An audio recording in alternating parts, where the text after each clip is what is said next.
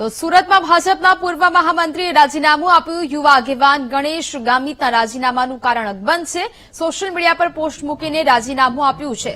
સ્વૈચ્છિક રાજીનામું આપ્યાની પોસ્ટ છે તે કરી છે।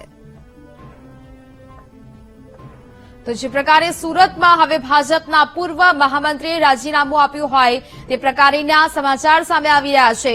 યુવા આગેવાન છે ગણેશ ગામિત કે જેમને રાજીનામું આપ્યું છે। હાલ તો આ રાજીનામાનું કારણ પણ અકબંધ જોવા મળી રહ્યું છે।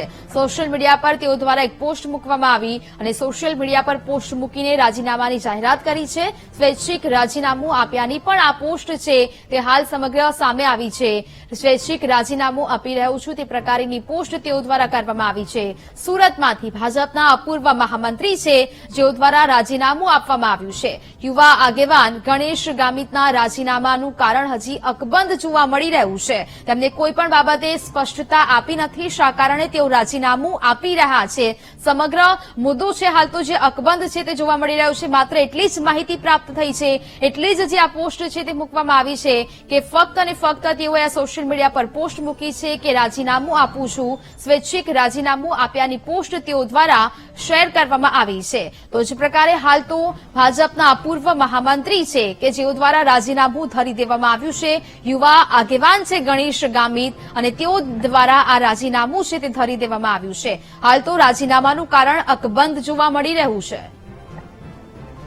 સંવાદદાતા શૈલેષ ત્રિવેદી ફોન લાઈન પર જોડાયા છે।